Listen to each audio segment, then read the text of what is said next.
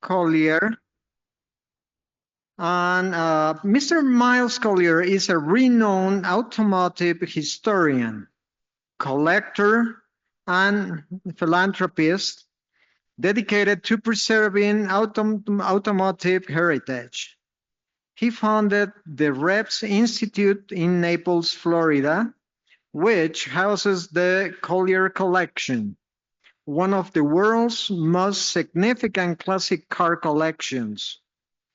Coming from a family that pioneered American sports cars racing, he has been a key advocate for recognizing automobiles as cultural and historical artifacts.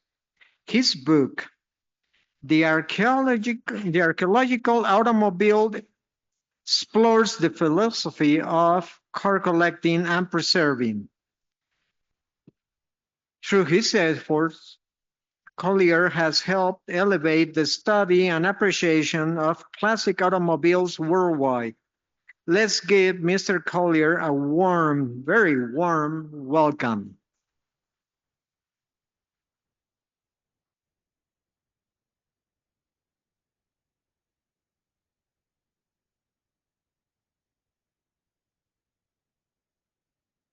Thank you so much.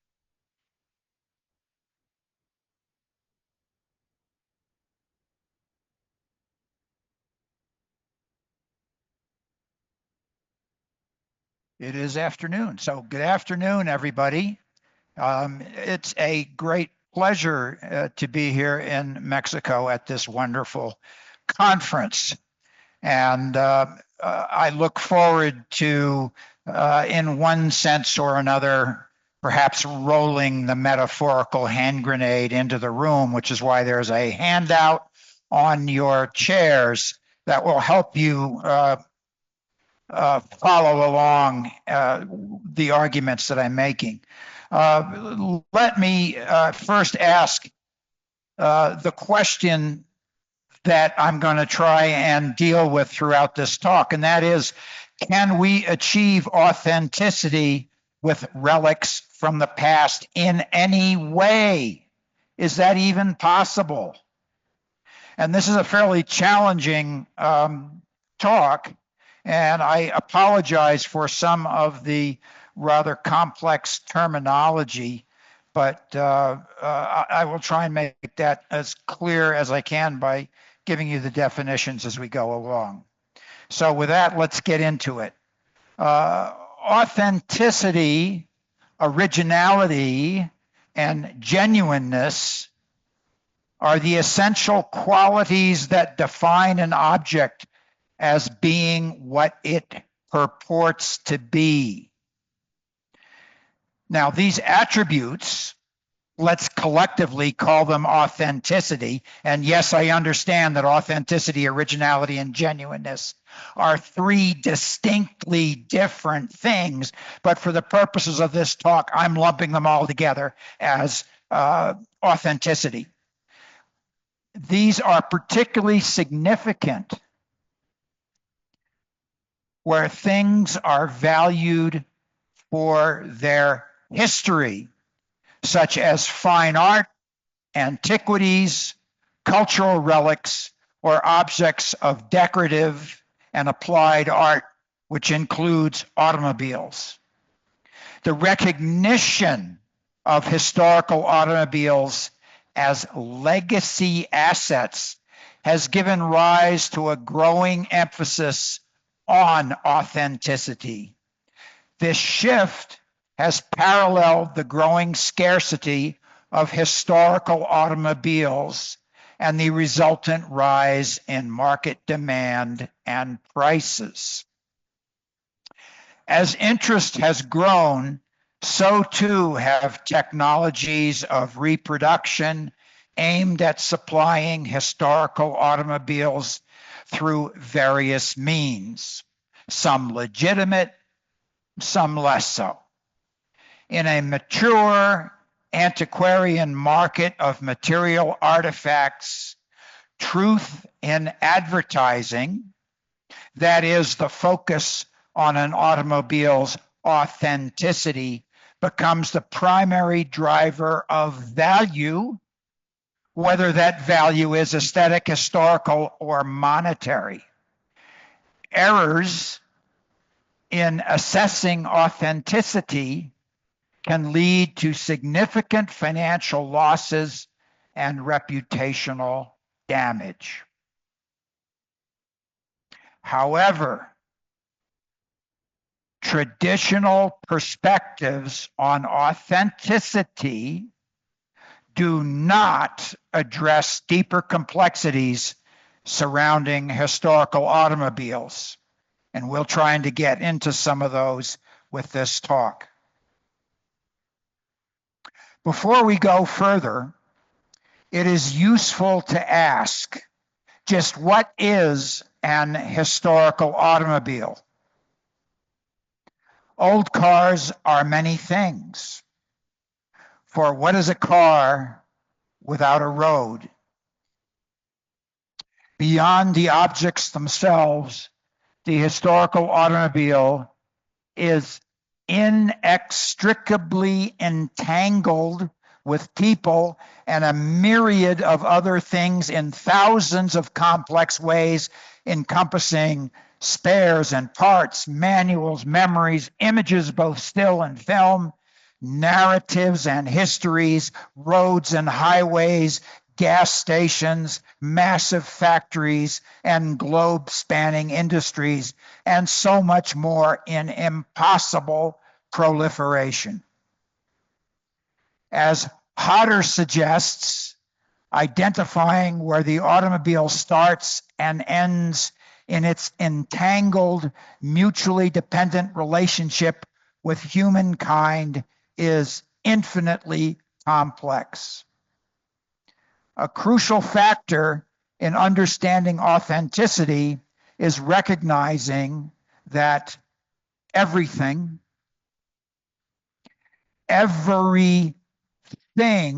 including automobiles, exists in a continuous state of transformation. That transformative change occurs on two fundamental levels. First, every material object is subject to entropy. Entropy is the natural and inevitable process of deterioration that drives our universe. No matter how advanced our care practices may be and how optimal the environment, all things, including automobiles, are inevitably aging towards ruin. Brake lines harden, alloy parts corrode, tires disintegrate, and leather succumbs to rot. Second, the meaning of historical automobiles is also evolving, shaped by its intricate relationship with humanity. When more than one person encounters an old car, the meaning will be different for each person. Indeed, there is no one predominant meaning for an old car or old cars in general. Shanks and Tilley, 1987. Meaning ranges from the personal to the political, from symbol of freedom or technological prowess to metaphor for our culture. Creative public attitudes towards historical cars are equally fluid. Once automobiles were hailed as the solution to the urban challenges of horse-based transportation. Later, cars symbolized progress, personal freedom, and aspiration. Still later, they came to represent consumer excess, hedonism and luxury, or heedless environmental destruction, captured in the famous lyric, They paved paradise and put up a parking lot. Today, some view classic cars as emblems of craftsmanship and enduring quality, proof that they don't make them like that anymore. As cultural artifacts, cars are in a constant state of reinterpretation, even as their physical materials degrade or are restored or replaced. Their symbolic value also shifts. When removed from their lived context and displayed in a museum, cars take on yet another meaning, one that may feel diminished or detached from their original purpose. Are they still genuine, authentic in this setting? Do they retain their essence, or are they something other? So it is that the question we ask of old cars and the answers that we accept from old cars are shaped by our ever-changing perspectives. But there is another complexity beyond the transformation of automobiles as material objects and as repositories of evolving individual and cultural significance. Historical automobiles assume multiple identities through their lifetimes.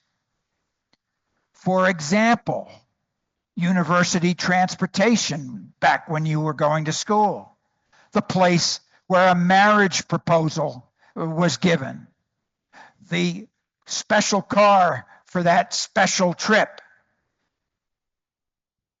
For example, a single car may begin its life as a prized possession, then become a goodbye, then bargain mobility, then a rough old beater, then a junkyard hulk, until, if it is very lucky, it is rediscovered as an esteemed collectible. Each of these identities is legitimate and authentic and an important phase in the car's history, contributing to its full narrative. Some cars, especially competition cars, can experience a moment when one identity becomes so historically prominent that it eclipses all other identities. For example, an Indy 500 or Le Mans winner is often permanently defined by that moment of victory, overshadowing the rest of its existence. These layered identities raise critical questions when restoring or preserving an historical automobile. Which version of the car's story should be honored? How do we represent it in its many lives? Some aspects of a car's history are well documented in articles and reports, while others remain hidden within its physical structure, waiting to be uncovered, much like an archaeological site. For instance, my research chronicled in the Archaeological Automobile revealed the 1919 Indy Ballows chronic overheating problem, a fact never reported in contemporary media, but later confirmed through period photographs. So how do we present these multiple identities? Which identity among many do we select? And conversely, which identities do we ignore? Close reading of the car's fabric by an investigator can reveal evidence of unknown crash damage, modifications, repairs, or can confirm or deny identity, deepening our understanding of the past. Automobiles belong to a unique category of things: active matter. Objects defined not just by their physical composition, but by their function.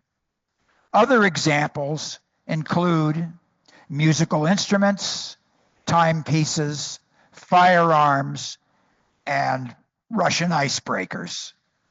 Things whose identity is inseparable from their operation.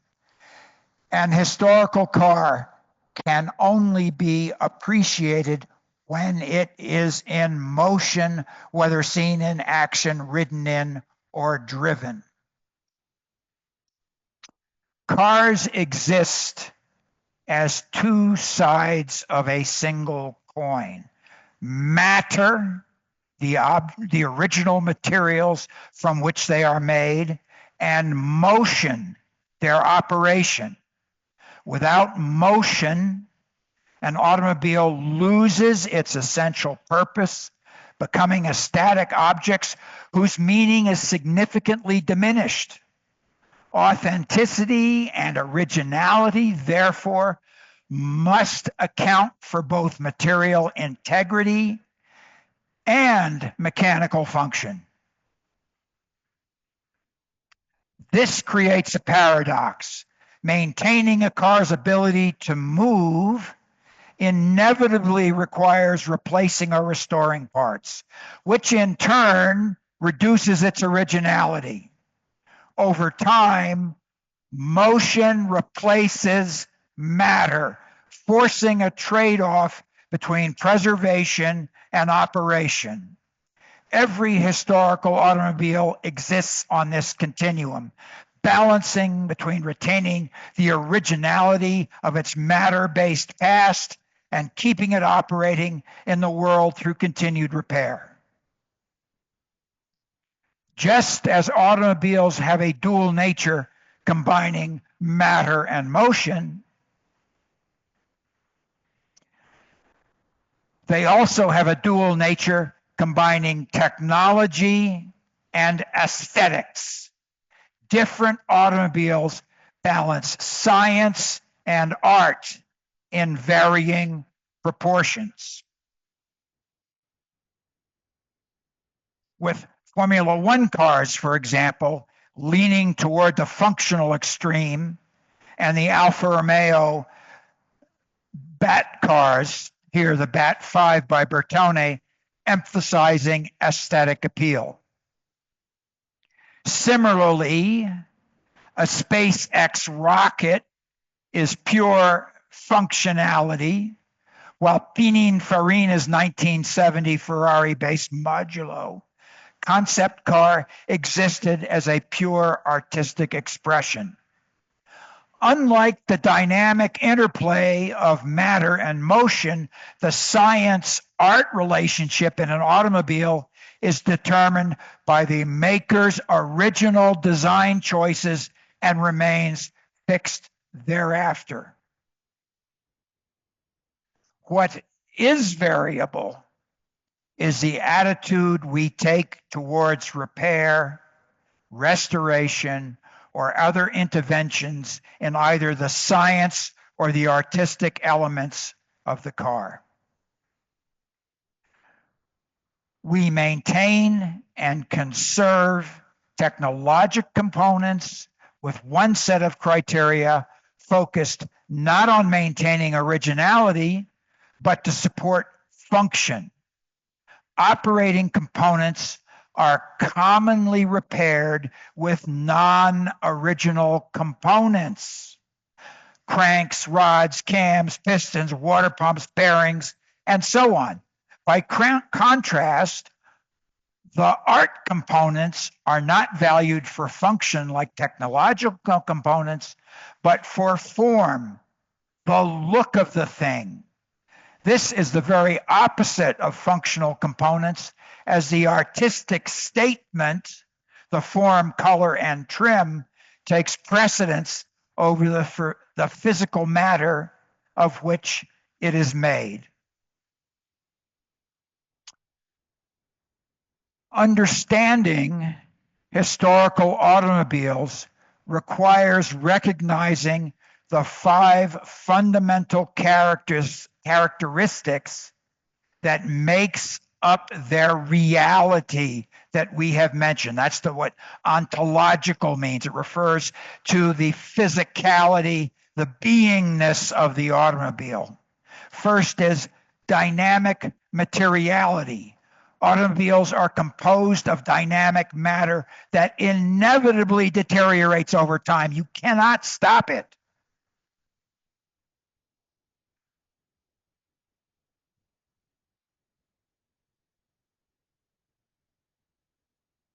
We've gone. The second, after dynamic materiality, is polysemy. Their meaning varies among individuals and across time. Third are layered identities. An automobile possesses multiple identities rather than a singular fixed one. Then matter and motion. They exist as both physical objects and dynamic entities. And finally, science and art. Their technological and aesthetic aspects are considered and restored with different criteria.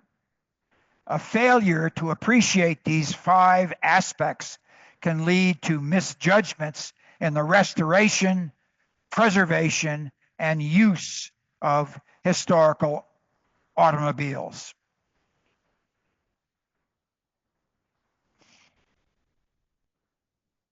We just discussed what historical cars are. Now let's discuss what promotes their engagement and appreciation. The response of anyone to an historical car is mediated through 7 points of engagement, or in market terms, 7 demand drivers. We can rate each of these on a 1 to 10 scale if we so choose. The first of those drivers is nostalgia, the personal connection to the past. Second is history, the historical document that the car is of its existence from the past. Third is technology, the science of the past. Fourth is mastery, the operation of and care of the past. Fifth is competition. And this one is the odd man out, because competition makes the historical car a contemporary, not an historical, but a contemporary instrument for contests in the present day. 6 is aesthetics, the form, color, and design of the past. And 7th is fellowship, the social connections made through the cars as objects from the past. Everyone resonates differently to each of these factors, which, when viewed together, then shape their unique engagement profile. In turn, that unique engagement profile influences, controls the individual's approach to how that individual collects, restores, and uses automobiles. The 7 points of engagement, often expressed as preferences and decisions regarding conservation, restoration, and use decisions, are subjective. There is no bright line answer to this. These are all come from inside the individual collector. Unlike institutionally held traditional art, historical automobiles are still largely collected, restored, and used by enthusiasts who manifest individual likes and dislikes. Unlike institutions, enthusiast collectors acquire, restore, keep, and use their cars in ways that reflect their engagement profile. For example, collectors with a strong historical bent who care for the car as an historical document will conserve, restore, and use their collection to reflect their collection's documentary value, while Concours competitors who have a collection optimize their collection to win at concours.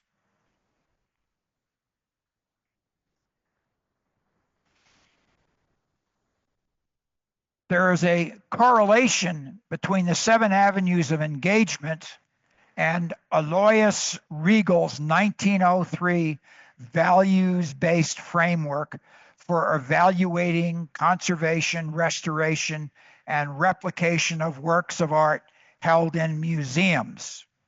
Riegel, 1903, Barassi, 2007. Given the close correlation of automobiles with sculpture, especially with mass-produced, industrialized, avant-garde works such as those of Donald Judd or Richard Serra, it is worth exploring the utility of Riegelian analysis in preserving historical automobiles.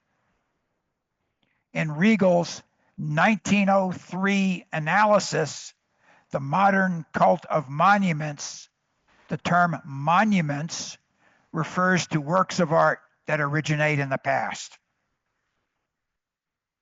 Riegel believed that our attitudes towards care, conservation, and restoration of monuments depended on which values we attribute to the work of art. Riegel categorized his values into memory values and present-day values. Memory values consist of age value, which appreciates and celebrates the object's deterioration over time. I'll say that again. Age value appreciates and celebrates the destructive process of entropy. No intervention is permitted. An example of that you may be familiar with is there was a avant-garde sculptor who made sculpture out of chocolate, installed it in glass containers, and the artist's statement was the gradual deterioration of the chocolate sculpture to dust as it was infested by insects. The whole point of that was the Riegelian age value. Historical value treats the car as a document from its era in as original condition as possible. As such, it allows careful restoration and even complete replication, provided the original is kept for reference. And finally, we have intentional commemorative value, which is really not applicable to us in the car collecting world because it refers to monuments, works of art, created for memorial purposes, though a 25th anniversary automobile or an Indy 500 pace car replica might be considered an intentional commemorative value object. Riegel then went on to create present-day values, and these relate to our contemporary practice and aesthetic demands on art in the present day. This consists of use value that recognizes the necessity of a car's ongoing function as operating active matter. Art value itself is subdivided into 2 categories.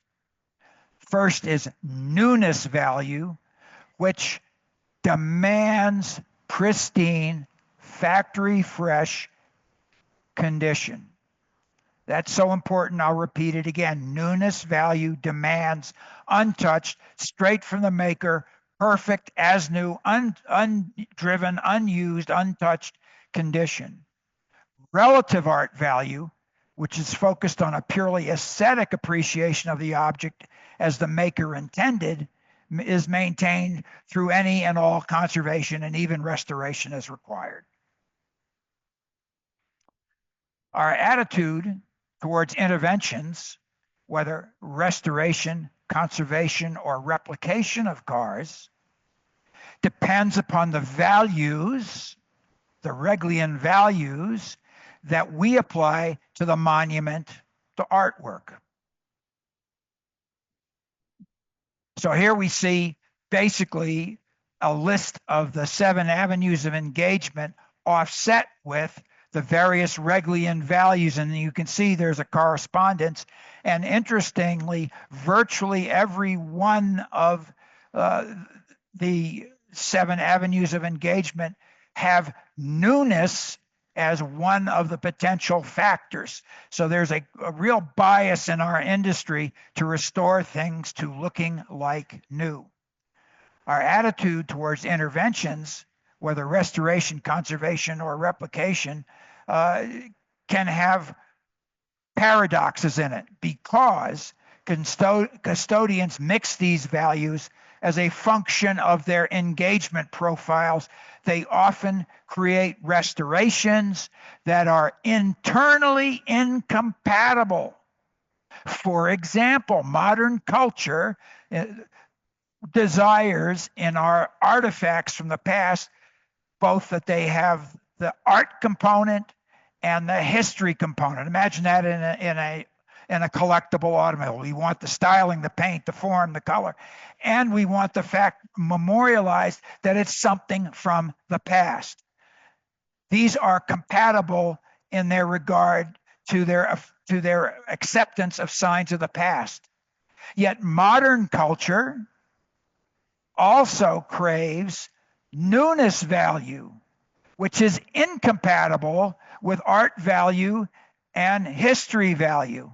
This irreconcilable paradox of an old car looking new and unused results in the restoration of historical cars to an ahistorical state. According to David Lowenthal, in The Past is a Foreign Country Revisited, people have an almost instinctive drive to possess old objects in pristine collect condition, Regal's newness value, just as if such things had come from their maker. The prospect of deterioration, damage, corrosion, and the like are undesirable, if not actually off-putting. Perhaps such decrepitude reminds us of the ultimate destination we will all ultimately encounter. In any case, we don't desire things that display extensive effects of their use and duration, that is, Regal's age value. Now, it is true that venerable age, the softening that comes from the effects of time and use, which we would classify as Regal's history value, have their inherence.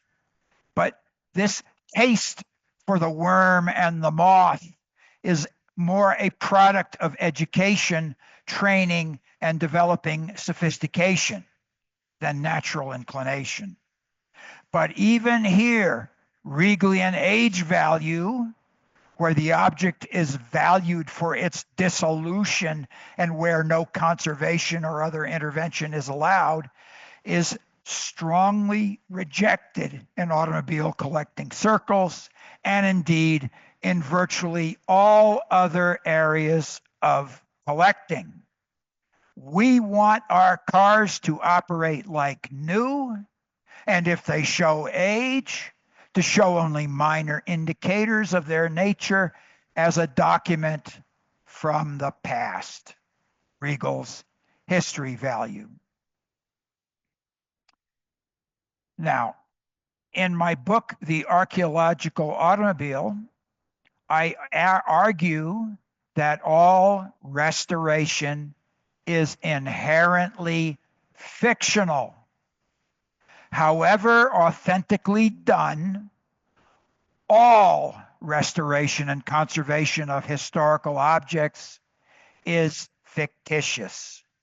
Returning an automobile to a state that accurately evokes its presence as a transient commodity, a mere tool, is fraught with difficulties, to say nothing of the prospect of restoration's downside, the inevitable grinding away of original material during the restoration process.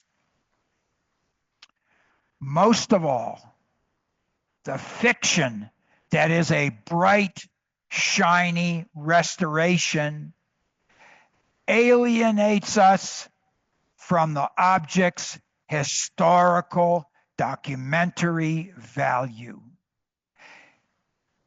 Indeed, with restoration, we are dealing with the application of Riegelian relative art value and history value. But when we apply Riegelian newness value, problems arise.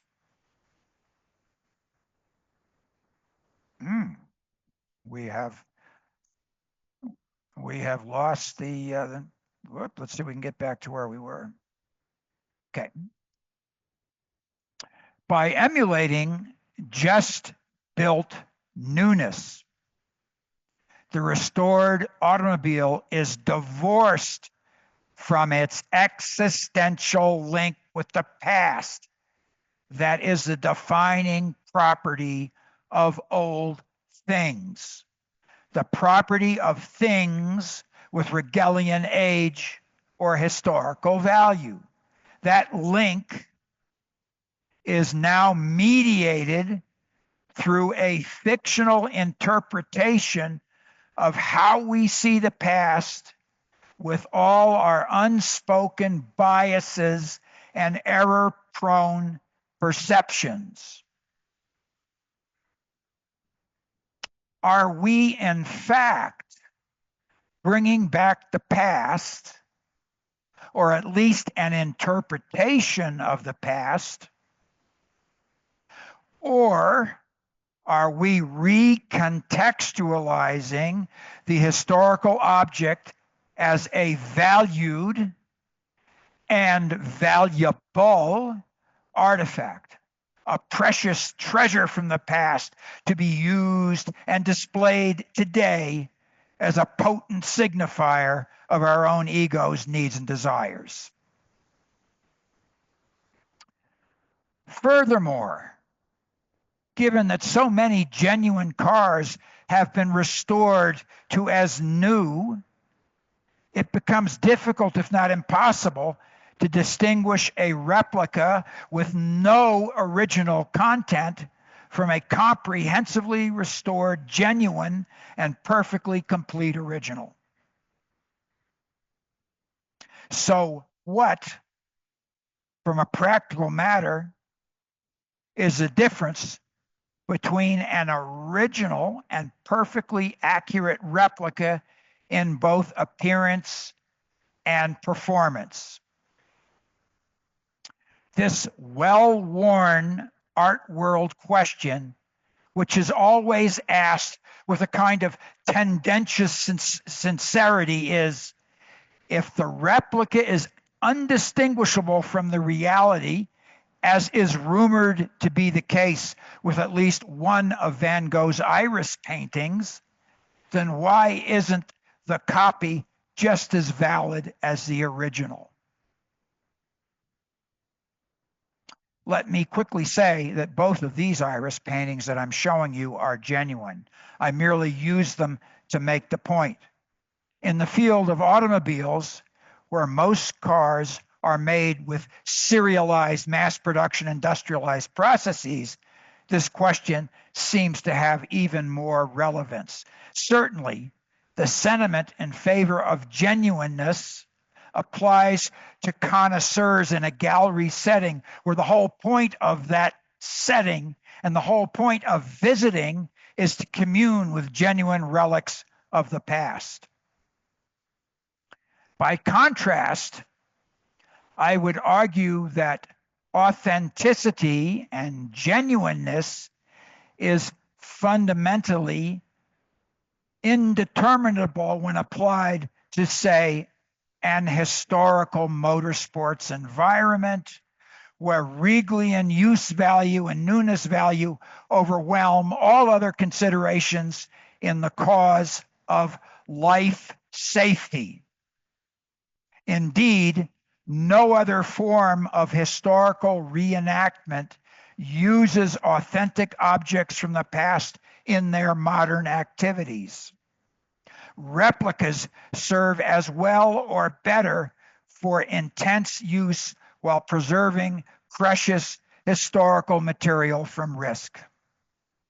The assertion of the singular importance of genuineness for high-risk use needs examination, considering Regalian value terms and competition and mastery categories among the 7 demand drivers.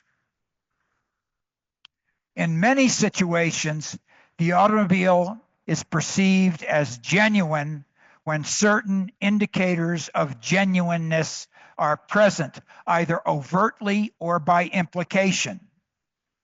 Thus, indicators of age and use, such as scratches, chips, dents, oxidation, discoloration, and so forth, confer a presupposition of authentic age and hence genuineness. In the case of restored cars that appear as new, we have no indicia of age to go by and are left with having to take an assertion of genuineness as true. Given the old car industry's technical capability, spectacular accurate replicas are within the capacity of many shops. In the end, genuineness may only be a metaphysical condition that inhabits our minds and our perceptions, but not the physical matter in front of us. The automotive world faces an ongoing debate. If a replica is indistinguishable from an original, does it have any value? And what do we mean by value here? Monetary value? Surely not. But what about historical or operational value? Unlike most fine art, automobiles were mass produced, making this question especially relevant. While authenticity of a car's underlying materials can be difficult to verify after an extensive restoration, the psychological perception of the object's historical presence often remains. But what about actual evidence? The same 3-pronged approach used with art and antiquities may help.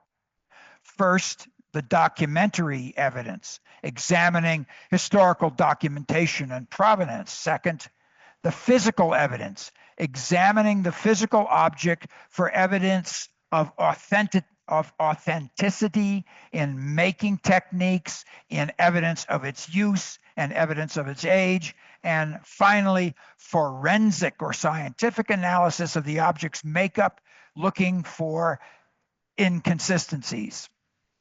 When appropriately combined, these 3 tests can help ensure authenticity.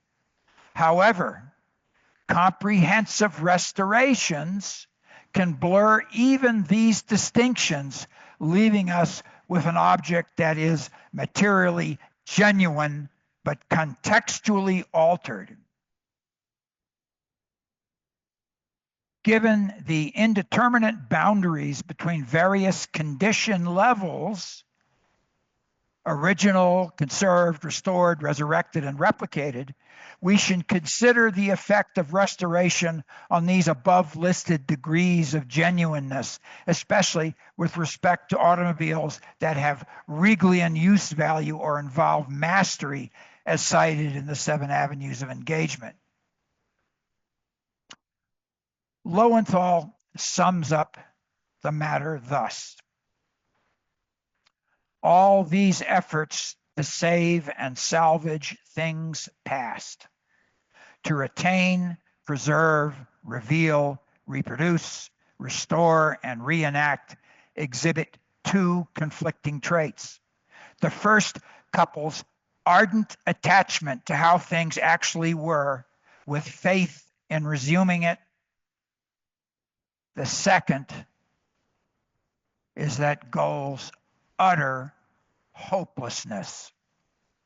It is impossible, not only because the past is irretrievable and irreproducible, but because we are not past, but present people with experience, knowledge, feelings, and aims previously unknown.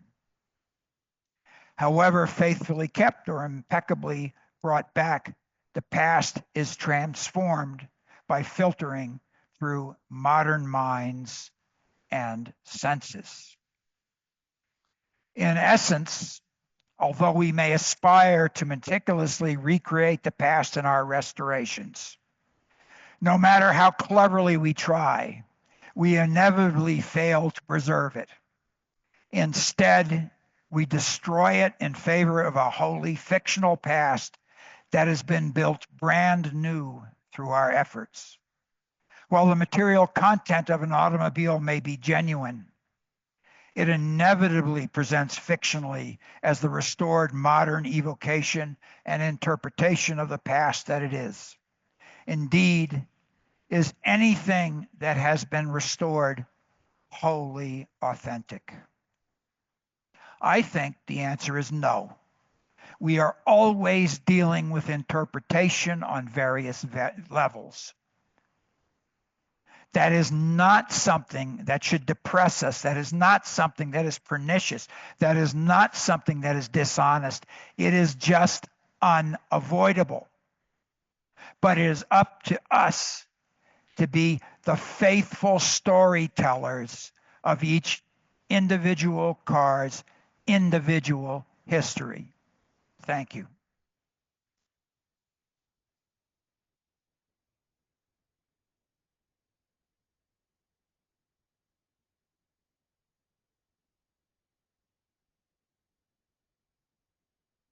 I'm happy to try and deal with questions if there are any, or are you so gobsmacked?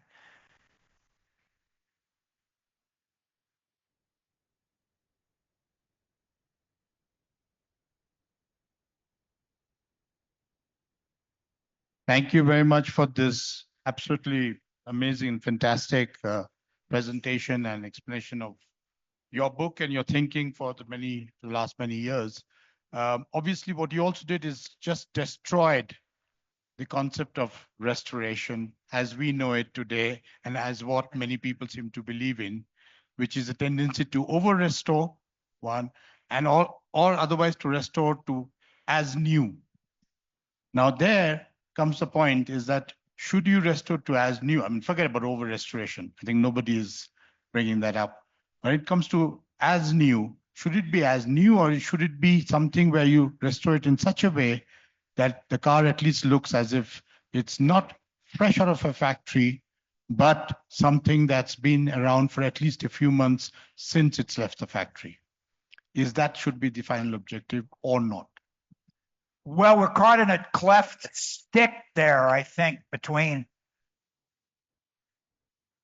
trying to restore something as of when it was new and something as of a certain time, and then we create all the artificial patina. I think that's even more problematic. I think that first of all, let's not get depressed about the fact that we can't ever recreate the past. Once we understand that we are people of our era and we see the past in a different light than the people of that period in the past, and that is unavoidably involved in the restoration, I think it actually gives us freedom to try and do something that's more significant, which is to understand the historical car as on another, I love continua, on another continuum between, on the one hand, it's our archetypal reality as it came off the end of the assembly line. All Ford Mustangs from 1965 looked the same, and each was an archetype of the others. It was an archetype, and that is a fair representation of the category.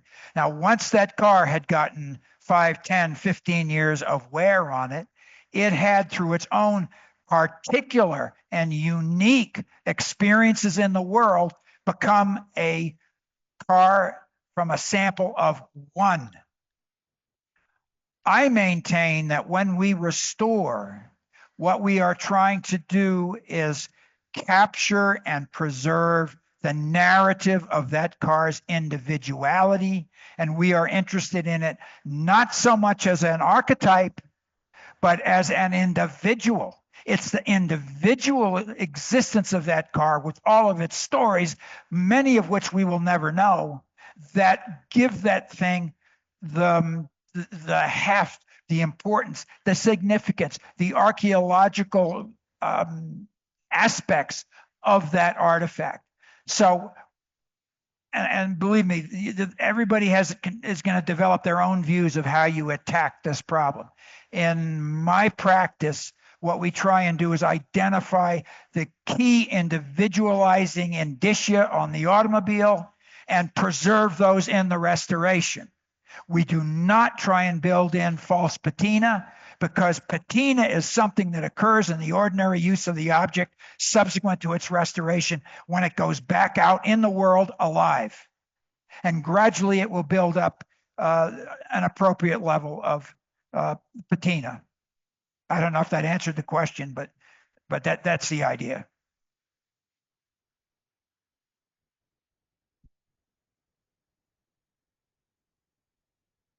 Mr. Collier, beautiful presentation. I'm always thinking about the cars that are numbered, like they were made like certain numbers, and now big companies have started to do continuation cars. And that maybe takes away some of the value of the original number. Let's say for the Aston Martin DB4 Zagato, only 19 were made, and now Aston Martin decides to make 7 more, no? And they're original because they are made in the factory, no? But what are your thoughts on the continuation cars, on the, if that takes away value of the original cars, or what are your thoughts? This is something that is become more common, no? So the question is whether continuation cars have a negative impact on the value of Exactly. the first run. And we're all aware of the fact that continuation cars is a gravy train that a lot of manufacturers have jumped onto. If we look at market prices of continuation cars, we see that they seem to be worth more than a replica, but considerably less than an original. My view is a continuation car is just another replica by another name. It's a copy. Just because Aston Martin made it, or just because Shelby America made it, or someone else, Jaguar made it, Jaguar, yeah. It's still a copy. Now, here's what happens with copies. If they're sufficiently well made and they exist in the world over a sufficiently long period of time, the replica, the copy, whatever you want to call it, begins to inhere value as a sheer function of its life in the world.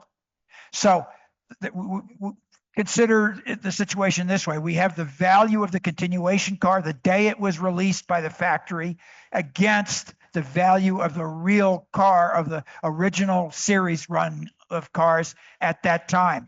Now move forward 40 years and the value of the continuation car and the original are going to converge. At least I say so. Okay, we'll have to wait a while to see if that's the case. And in enough time, the values between the two, continuation car, original series car, are going to almost disappear. Age confers value in the Hegelian sense and in the history sense of the value drivers that I alluded to. But I think at the moment, the way I think about continuation cars is they are, in fact, modern interpretations, and they're interpretations. As I said before, we cannot bring the past back, and Jaguar can't bring the past back either. In fact, if you listen to their sales literature on it, what they will say is, we made our lightweight E-Type just like the original series of lightweights. Oh, except our build quality is better, and we put some safety equipment in it. And oh yeah, people expect, you know, nicer finishes. Well, I think that already disproves their argument. What they're making is a replica. Okay. Now, nothing wrong with it. If you want to own one, you should own one. And in fact, I believe that replicas have a role in this world, probably more than most people do. Okay. Thank you very much.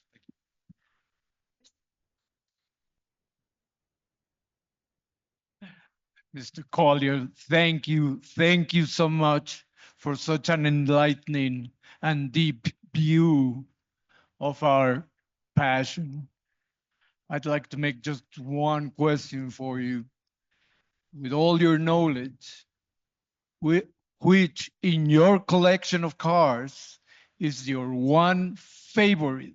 And is it a restored or a preserved piece? Well, it's kind of my answer is kind of an unfair answer, because I have the privilege of having in my collection a number of cars that were important in my family's history, and some cars that my father raced back in the day. So one is a 1935 MGPAB special. It has a special lightweight aluminum body on it, ran it in the early American road races before World War II, and he took it to Le Mans in 1939. That car is probably the most important sentimental car in our collection, by far, far from the most valuable, but it's a car that, just because of the nature of it, was my father's car. He took it on this great adventure to Le Mans, sadly failed to finish, and it's been a member of the family ever since. The rest of my family would shoot me if I didn't push it out the door first in the event of a disaster. So that would be my sentimental favorite.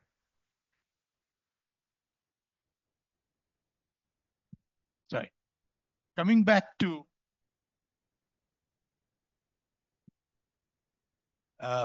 again, the same point I think that's been brought up again, and you mentioned about when it comes to especially cars which are in competition, and you were showing cars in competition, which you can historic vehicle that you take to competitions today, Le Mans Classic or Goodwood or wherever, and obviously you wouldn't want to take your Ballo, for instance, your 1919 Ballo, you wouldn't want to take there.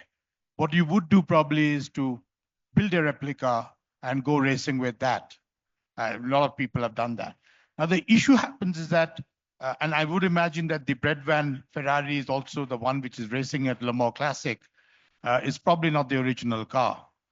But we don't know for sure. And the fact remains, at some point, the difference between what is the original and what has been replicated for the purpose of, let's say, race newness, as you mentioned, in terms of racing competitions in the current context, there the lines might get blurry, and people may tend to pass off the replicated car as the original.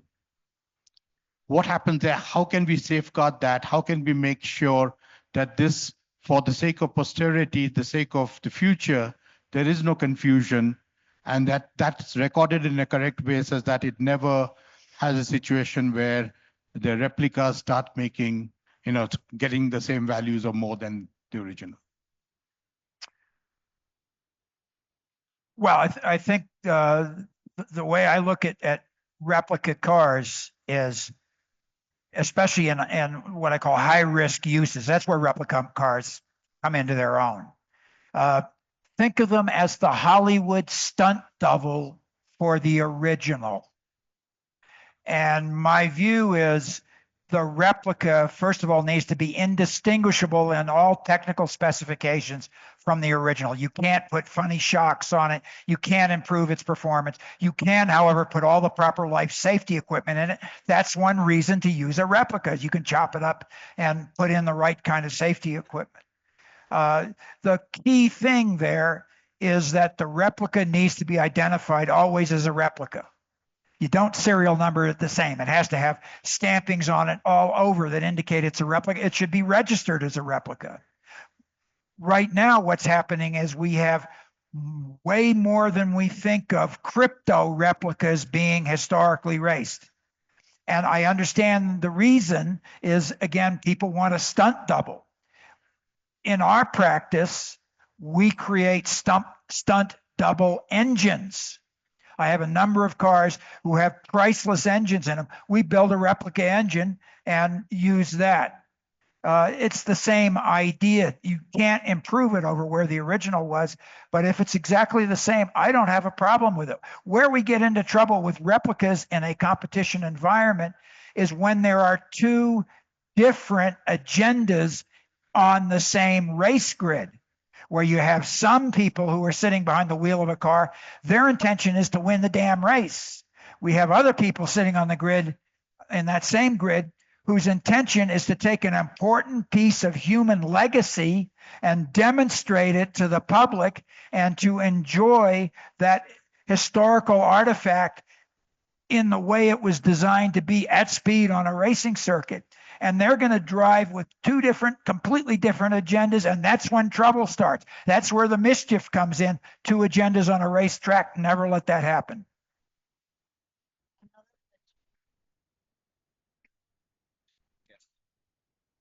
Bueno, si me permiten, yo quiero solicitar su autorización para hacerle un pequeño presente a nuestro ponente, pero no lo quiero hacer de manera personal.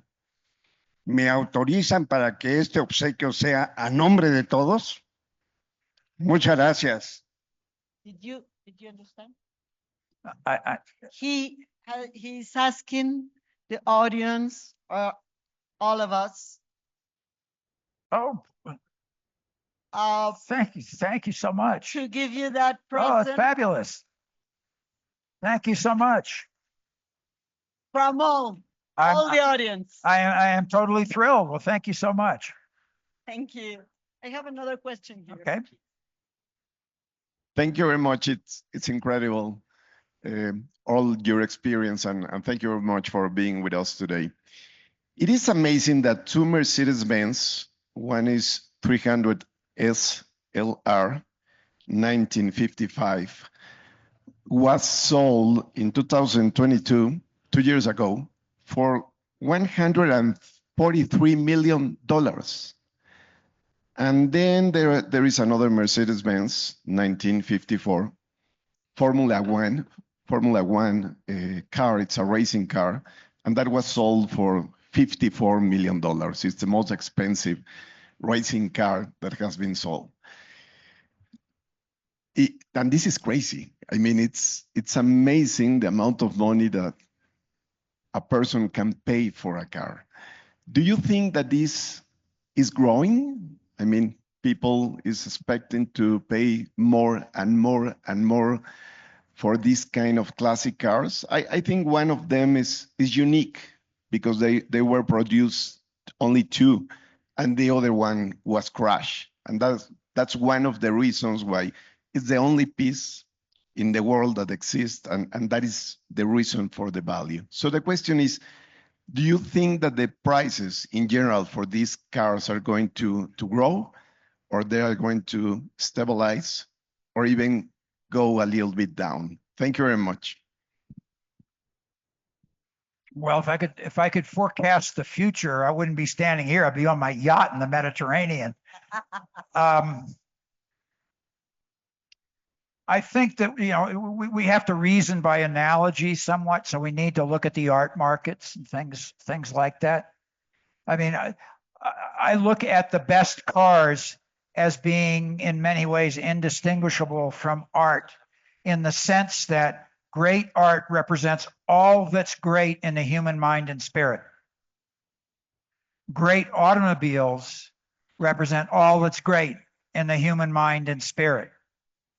To possess something like that, to own something like that, becomes a transcendent experience for people who are biased that way, who have that sensibility. And my view is when there's only one or two or three of something and there's a massive demand out there, the prices are going to go where the prices go. You could argue that the Uhlenhaut coupe realized a much higher number than the W196 Strom, the Nienwagen, because the Uhlenhaut coupe is sort of the car that nobody could ever get. Plus, it's a road car. Now, it's a very, very highly tuned road car, but it actually is something you could do the Mille Miglia. You could be the king of the kids wherever you took that thing. And that's not true of a Grand Prix car, which is a much more limited use car. So I can understand why the Uhlenhaut coupe sold for more, even though it was never a racing car. But on the other hand, the great engineer and test driver Rudolf Uhlenhaut used it when he chose to as his daily transportation. So I would never try and argue with the market. If the market says that's what it's worth, that's what it's worth. Now, as the only other thing that may enter into this is, do we think we're in a period of such social foment that it will be socially impolitic, it'll be socially abhorrent to spend that kind of money on something, sort of think back to the French Revolution, à bas les aristos, right? I mean, you can't have people, spending that kind of money, in a world where there's so many issues. And indeed, an automobile, which is this polluting, destructive, damaging influence on our societies. Well, that goes back to my earlier points, which is not only are cars continuously changing over time within their own physical makeup, but the perception, what they stand for, let's call it the semiotics of the car, are always changing too. If for some reason the historical cars are all of a sudden viewed as a bad thing, then you could hurt the prices. Otherwise, I think short of a world depression or something which would damage prices for a short period of time, great things continue to have value. Look at the art market.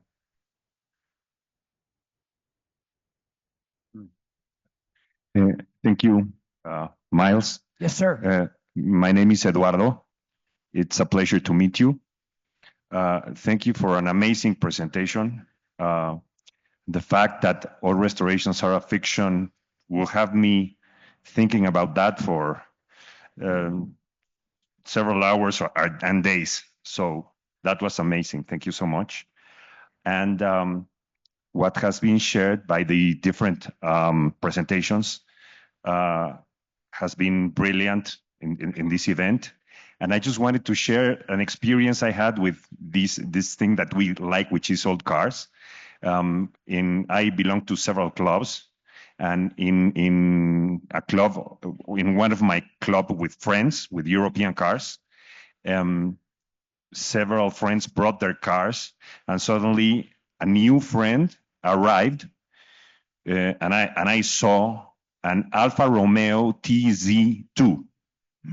And I saw that thing arrive, and I thought, what is that doing here? And it was like, wow. And when I talked to this new friend for the first time, it turns out that his father had drawn out the papers for the purchase of that car, an original. And in the end, the father didn't buy it. And then he contacted people who were able to build him the car. So it's a tubular car.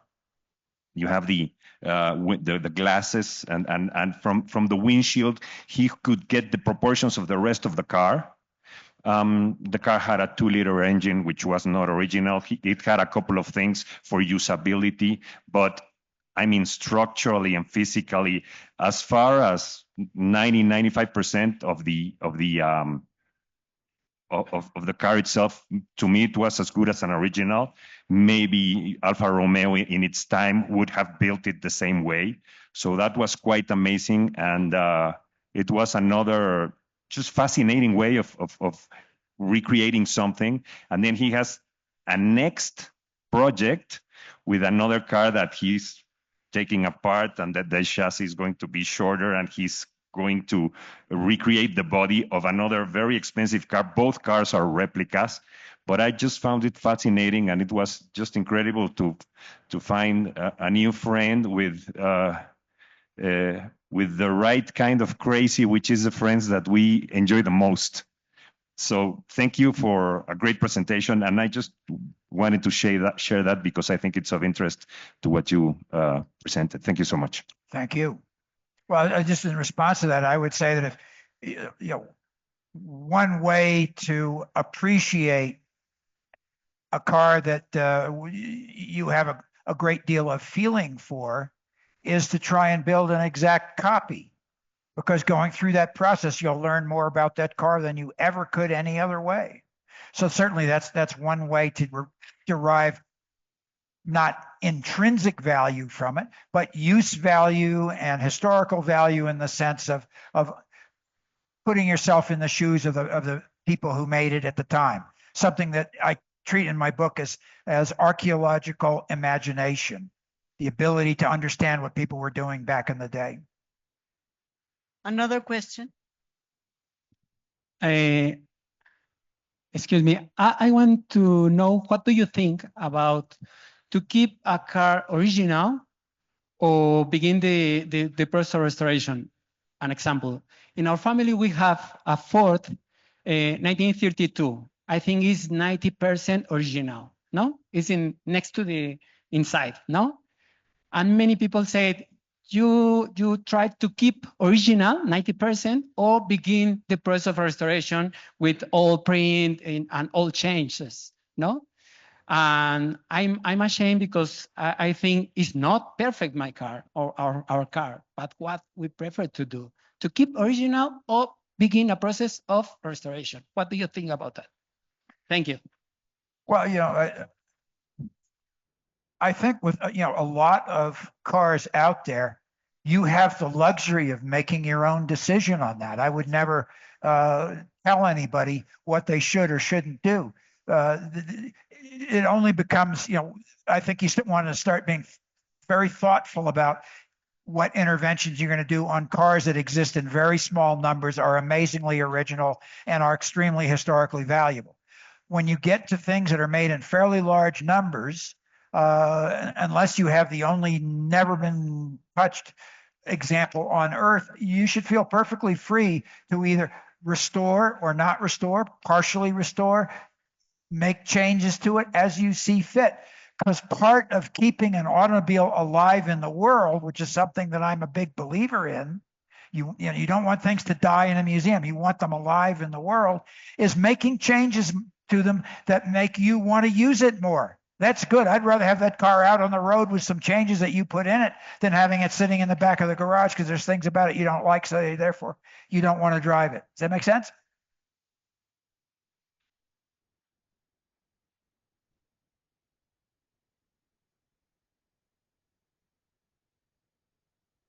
Well, don't go away. I want Okay. to shake your hand. It's the minimum. This has been such a pleasure. Aaron, do we agree? It's been a pleasure. Well, thank you. It's been a pleasure for me as well.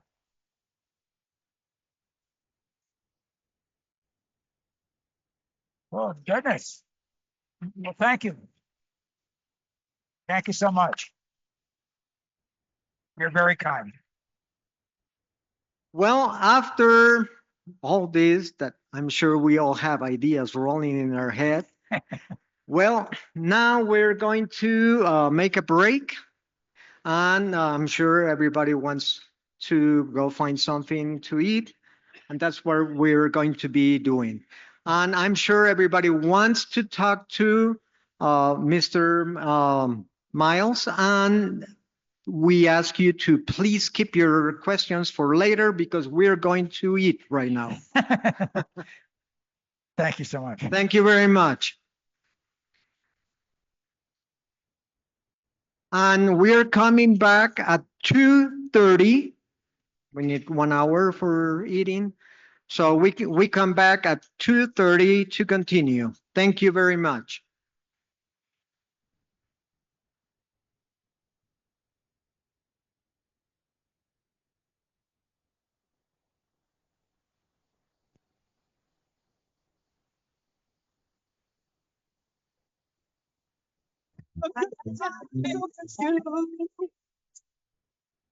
If you want, she came. Yo, he wants the flirty curl. I'm the curly girl. You know who get the worm is the early bird flow. Slicker than MJ, early curl. Like